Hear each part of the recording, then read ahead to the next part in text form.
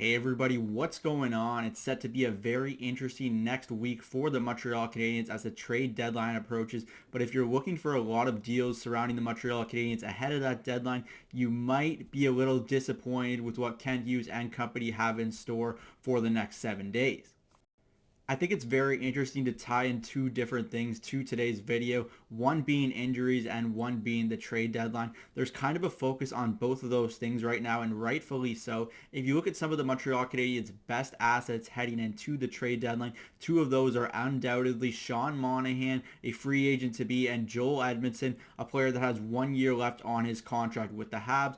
Those two players are also both injured at the moment, and that's a big problem for what the Montreal Canadiens would have normally hoped to accomplish ahead of the trade deadline. These are two very valuable assets, and you can make a really strong case that both could have received first round draft selections plus more in a trade ahead of the deadline. And it looks as though neither will be able to be moved ahead of the deadline because both are sitting injured, and it's unlikely we're going to see either on the ice ahead of the deadline, and that means that it just wouldn't make sense for any of the teams to trade for either of these players. Specifically with Monahan, there really hasn't been any updates given with him surrounding his status over the last 2 months. He's been injured for the majority of that span.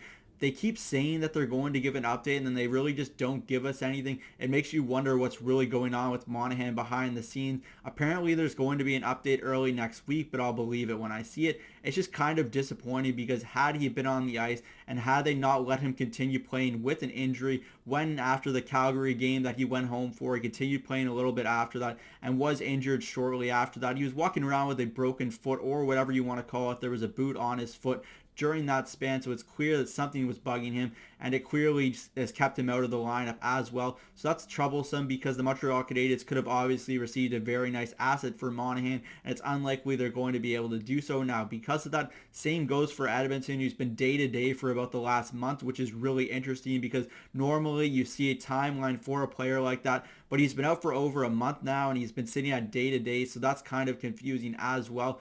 I mean, Monahan, at least you had the asset that you got with him in taking him from the Calgary Flames. You got that future first round pick from Calgary, and that's nice and everything additional to that is still gravy.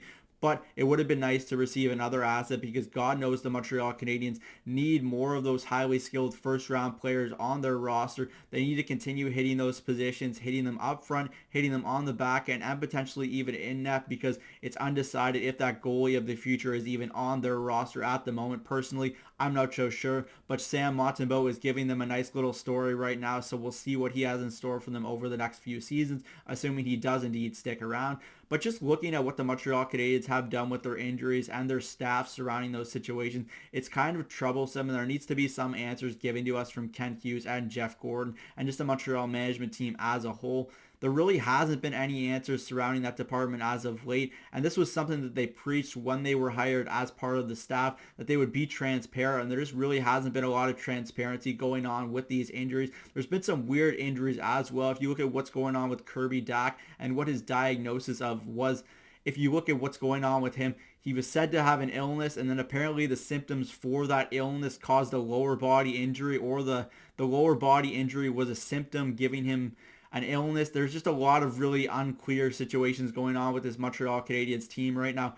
And you have to start questioning what the doctors and what the medical staff has been doing, letting these players play in specific situations and really putting them in unideal situations, because the Montreal Canadiens are likely not going to be able to get any assets from these players. And a lot of these situations stem from the medical staff and just letting players play too long on these injuries and just really not having a good read on this situation. So I think when this season is said and done, they're going to take a long, hard look at this medical staff and really try to upgrade it, because they've been doing that all over the organization, and the medical staff should be no exception to that rule. That's it for me today from Cook's Corner. As always, let me know in the comment section down below some of the moves you think the Montreal Canadiens could make ahead of next Friday's NHL trade deadline, or if they're able to make any moves at all. I'm Zach Cook. We'll see you later.